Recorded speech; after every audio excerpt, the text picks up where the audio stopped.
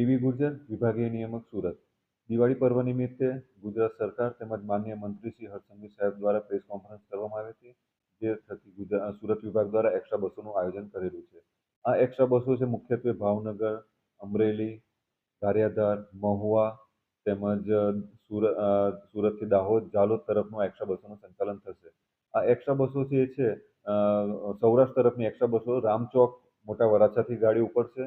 તેમજ ઝાલોદ, દાહોદ તરફનું એક્સ્ટ્રા બસો સુરત મેઇન બસ સ્ટેશન ઉપરથી તેમજ રામનગર, જહાંગીરપુરા ત્યાંથી આ એક્સ્ટ્રા બસોનું સંચાલન થશે.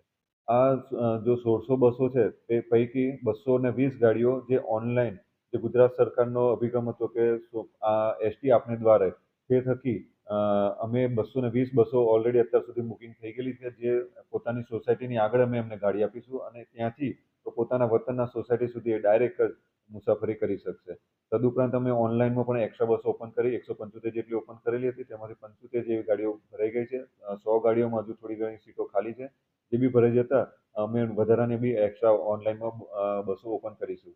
અને ઓફલાઈનમાં પણ અમે જ્યાં કરંટ બુકિંગ છે, જે રામચોક, મોટા વરાછાથી સૌરાષ્ટ્રનું સંચાલન છે અને આ જે સીબીએસ ઉપરથી ઝાલોદ, દાહોદ તરફનું સંચાલન છે, જે 1600 બસોથી આયોજન કરીશું. તદુપરાંત પણ જરૂર પડશે તો સુરત વિભાગ દ્વારા આ એક્સ્ટ્રા બસો વધારવામાં પણ આવશે.